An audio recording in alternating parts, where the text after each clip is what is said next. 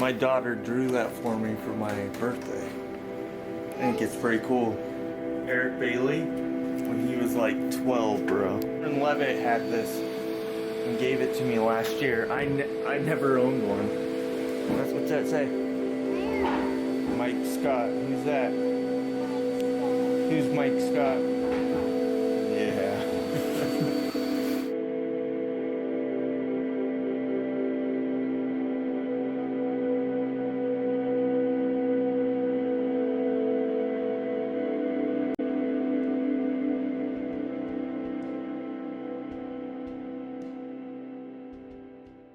When I started, it kind of just fell into my lap, to be honest. My dad bought me a pair, and I thought it was okay, but I was way into motocross. I broke my leg racing motocross really bad. I broke the bones behind the knee in 3 places. So I started rollerblading for rehab so I could get back on the bike. Well, at that time, it's probably like 94, 95, the St. George finally got their first skate park. A wood skate park, outdoors. It's called Tea Time. And I just kind of started going there and cruising. And next thing I knew, a rollerblade rep one day drove through and just saw me and sponsored me. I mean, really, I was very basic, just like everyone else is the beginning. No grinding or anything yet. And then like a year later, I went to visit my dad in California. And I went to the Long Beach NIS. I was so excited. I went there. And it was really cool because all my friends from Vegas, I grew up between Vegas and St. George my whole life. So all of them were there. It was just cool. I got to meet my idol at the time, which was Rene Hullgreen. Only guy to this day that I asked for an autograph. He signed my shirt, I took it off, and I still have it to this day on a Kryptonics t-shirt. Mike Scott, our winner, going big. Mike Scott has improved a lot, and the ramp has actually changed a lot since last year. Here he is doing big airs, big huge 540s, grabbing you. But looking back at Mike's tricks, It still would have been close. Both of them are incredible skaters. See, Mike here is really going big, pulling out all the tricks, holding nothing back. the pressure on Mike to go back-to-back. No skater in this history has ever won back-to-back. I won that contest. The next weekend, though, Kryptonics had a rep, and they picked me up and took me to the YMCA in San Diego.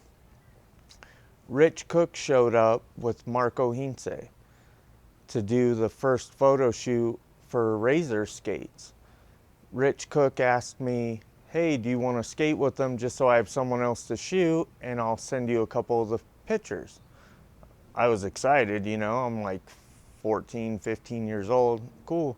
So I do the shoot with Rich, and about a week or two later, I get a phone call from Andy Wagner, who's the owner of Sunshine, who owns Razors, and wanted to fly me to ISPO, to Germany, on like a 2-3 week notice.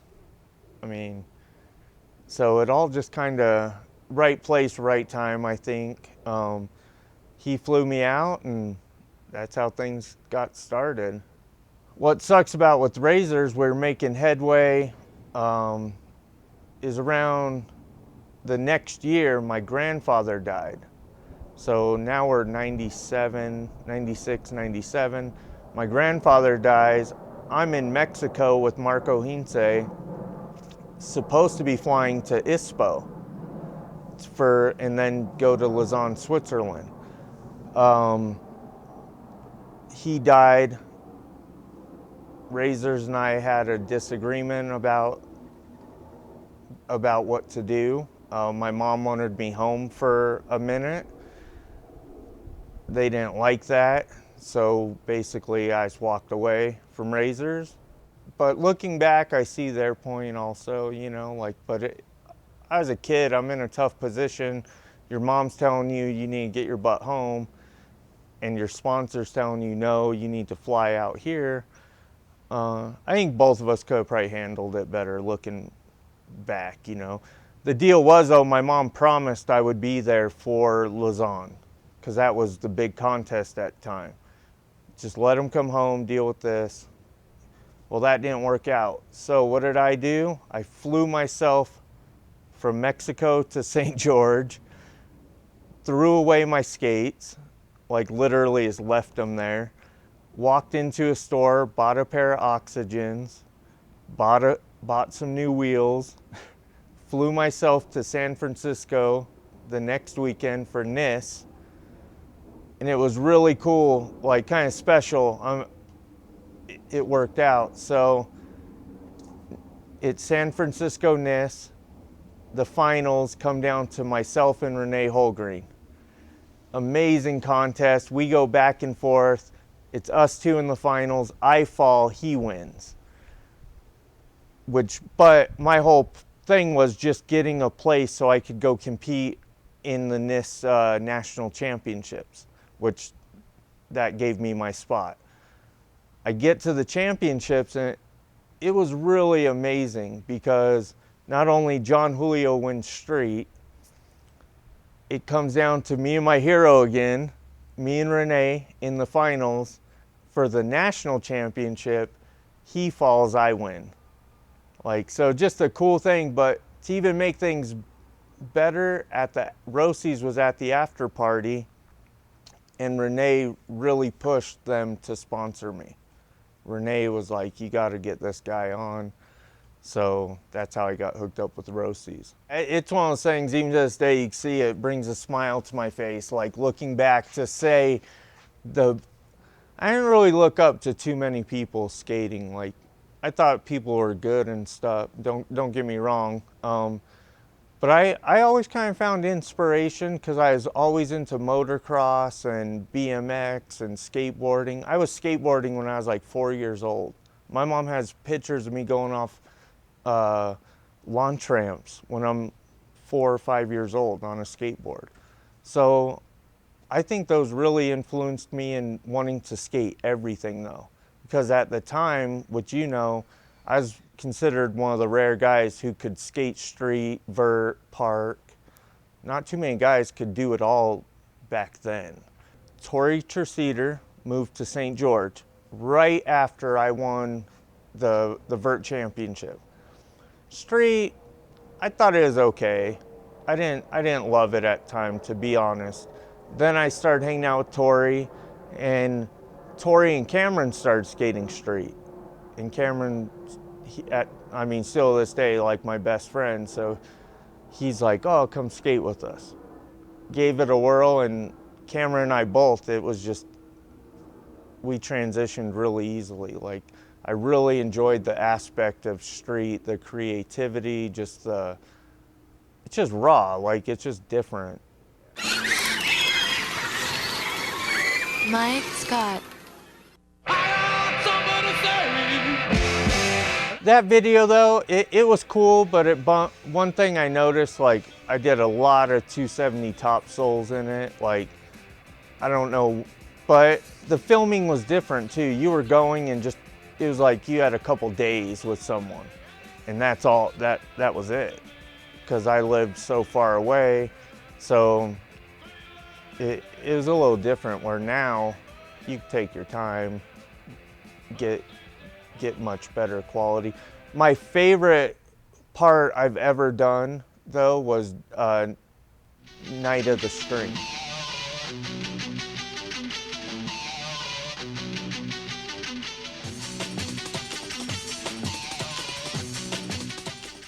That showed my real street skating. You got to see I can do all those really hard tricks that the top street guys did at the time.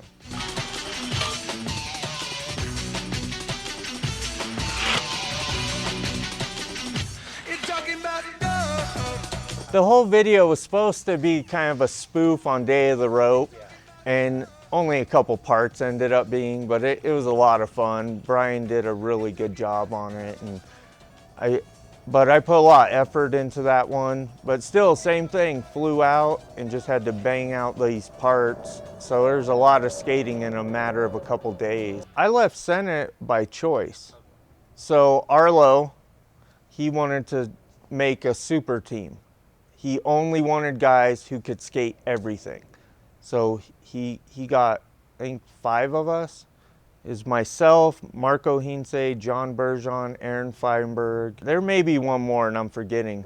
But his thing was he wanted to make a team that could go anywhere and just destroy. Take them to a street spot, they'll kill it.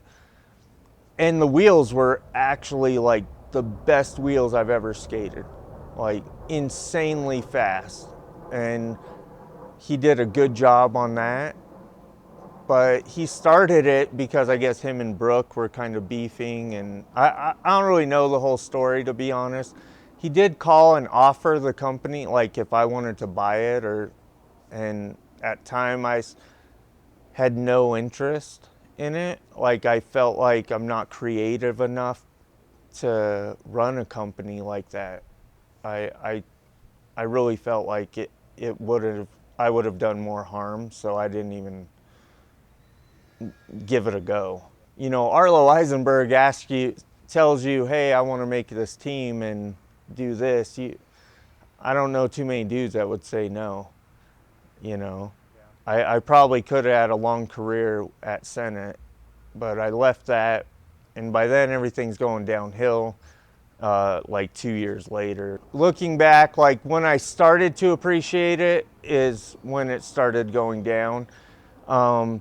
Because, you know, I'd travel to all these cool places, and honestly, I didn't do shit. I went there, I would fly in, go straight to the venue. All I wanted to do was get home. At time, I just didn't appreciate it. And looking back, like, I would have, I'm very happy with how things went. Like, I've learned a lot, and it's who I am.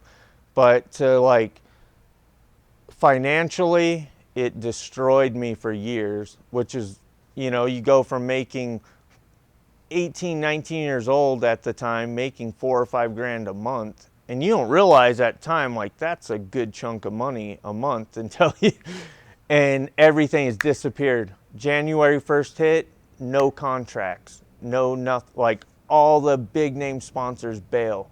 I went from like $5 grand a month to like 1,000 overnight. So I lost everything. And that took a minute, but is my own doing at the same time. I should have, you know, maybe listened. My dad and stepmom once in a while would say something like, oh, but I just spent, dude. Then I skated by myself for a long time. Pretty much just because, you know, the scene died. Most guys quit. So what really changed, though, what was cool for me is I started skating with a lot of BMX guys.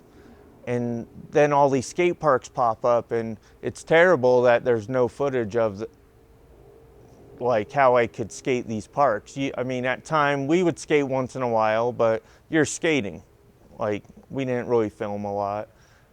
Scott Walker with Pond, he owned Big Dan Imports, and he sponsored me, which he freaking flew me a few places, always gave me skates, like drop of a hat. Scott was always very good to me. Super good guy. He kept me in boots for free for a long time. And even when I was just skating by myself, no footage being out there, he got nothing out of it other than just hooking me up. Like, it was really cool. So I rode USDs for quite a while. I could have been going to California and filming with Tori and them. Like, I would go out there once in a while, get a trick in here or there. I was just enjoying skating.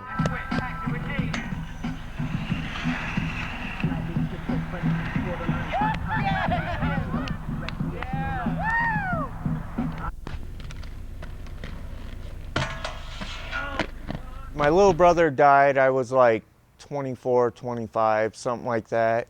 He passed away. I'm dealing with this back injury.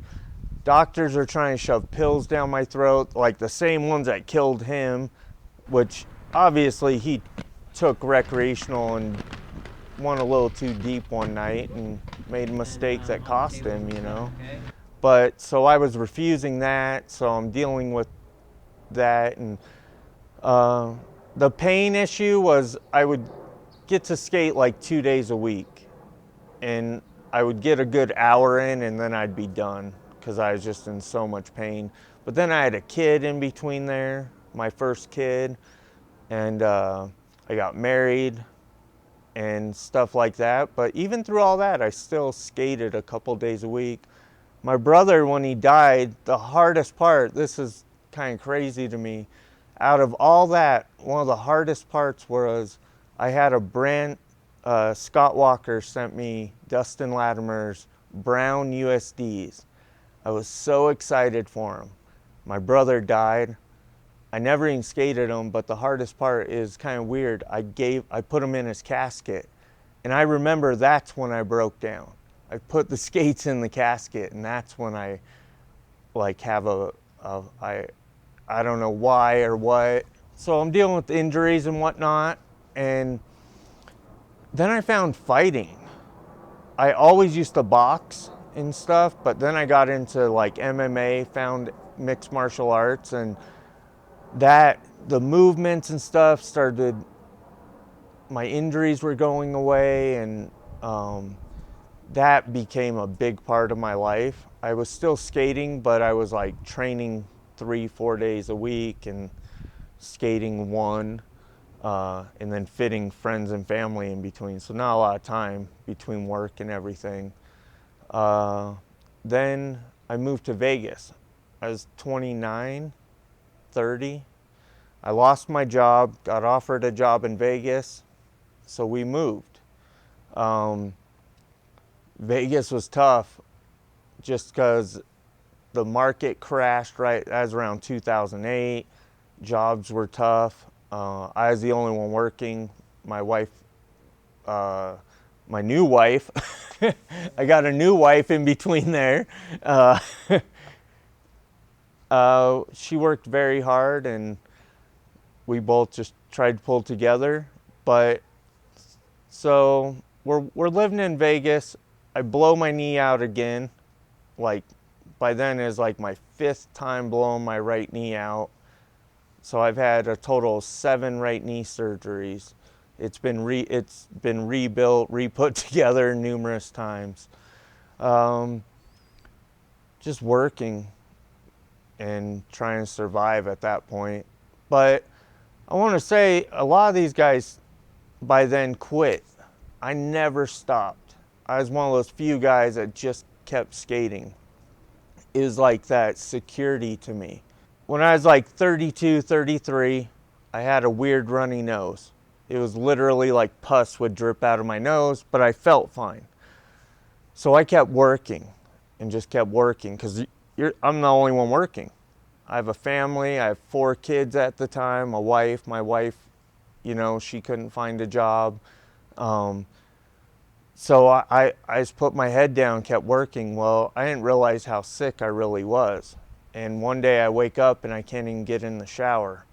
So my wife takes me to the hospital. This is on, I know it was May 30th. I know that for sure. So I go to the hospital, and I've never been treated in a hospital so fast. I literally made it like halfway through, and a doctor was walking in and saw me like holding onto a wall. They don't know what's wrong, but I had 1 lung collapsing and 1 kidney RA failing. I was so full. Come find out, I had pneumococcal pneumonia, but it went septic, which is really bad, I guess.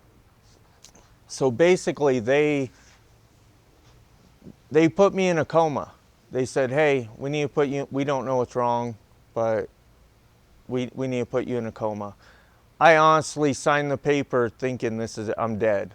Like I thought the weird thing is, I'm looking at my wife, she's crying, and I'm like calm as can be, and I'm just telling her, pretty much lying to her, because I honestly thought, like, I'm dying, like, that's it. So I'm lying to my wife, telling her, hey, don't worry, everything's gonna be okay. I give her a hug and a kiss, and next thing I know, it's 4 weeks later. I was in a medical-induced coma for 4 weeks, and it was crazy, man. But people might not believe this, but my little brother, who you heard was dead, I spoke to. Never saw him, but it is like he's behind me and he's telling me, you gotta fight.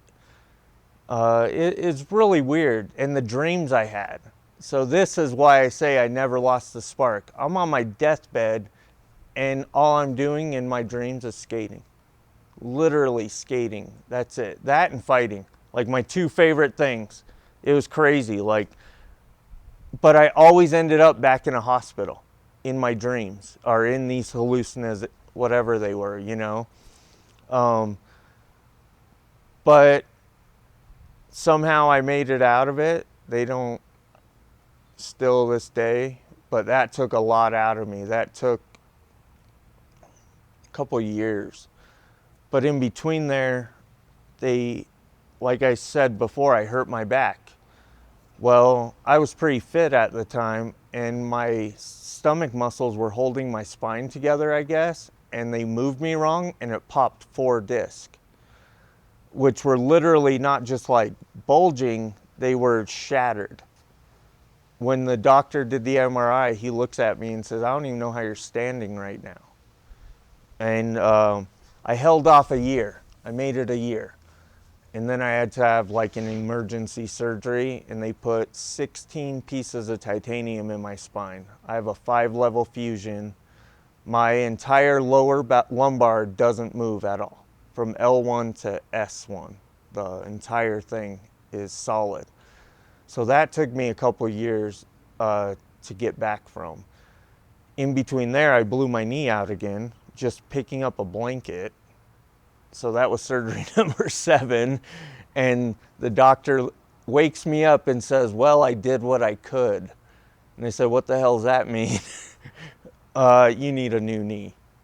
Okay, we'll deal with that later. But I got really down though. I tried skating basically every year. I'd buy a pair of skates, try for a few months, and was in so much pain. I couldn't work. All I did, I was miserable, man. I feel bad for my family looking back, because I was so miserable. I just felt trapped. Like, I was stay at home. I have this beautiful family, my wife working her butt off to keep a roof over her head, and I'm pissed at life. Like, no way, I'm gonna go out from a cold, you know, like a cold, getting sick, like that's what's gonna make me stop. So a few years into being a stay-at-home dad, Kazoo comes right after I have back surgery. I skated with him. So, but it was right after, like a year after I had surgery, I tried skating. That's the first time I tried. I thought, oh, I'll get some big wheel and I'll just enjoy cruising. It's not in me. I've tried. I've tried so hard to just want to be the guy that can just cruise around.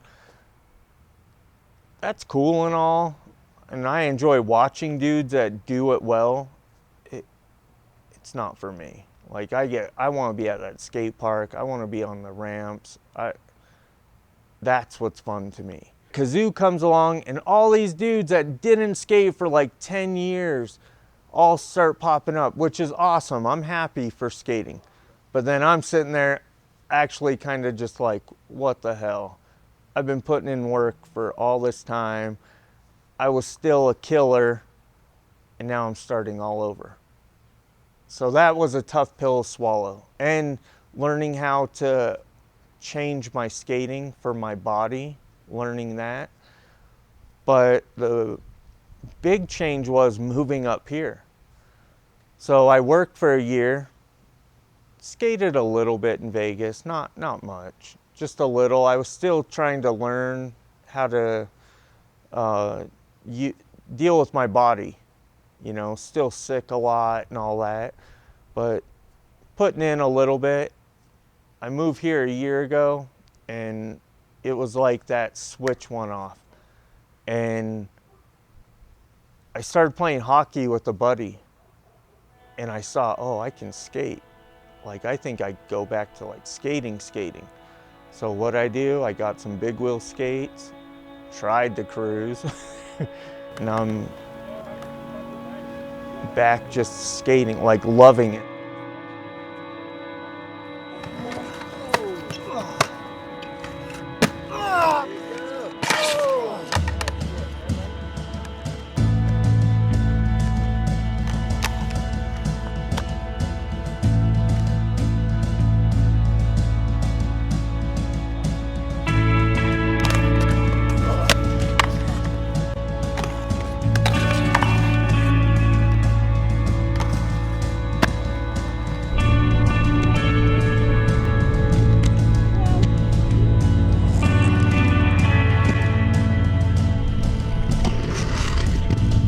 Like I said, spark never left, and it was to the point I seriously was like, I either need to change or I'm gonna kill myself.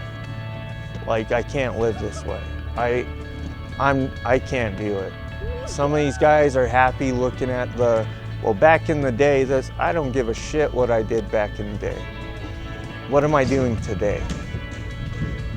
And it's cool that I made that change in my head. Like, I don't know, it's awesome. And then I'm lucky enough that now I skate with I get to skate with the Utah, all these amazing skaters up here. I tried to relax more. I'm kind of an intense person sometimes. Like, I'm very aggressive, and skating gets that out. And if I don't have that, like, I'm a terrible person. Like, I'm a fucking asshole without these outlets. I'm not the dude that wants to sit here all day and do nothing. I have 5 daughters. I mean, so 5 daughters, a wife, a full-time job. So I gotta get up at 6 a.m. if I wanna go skate. But I love it. Like, I can't even explain it.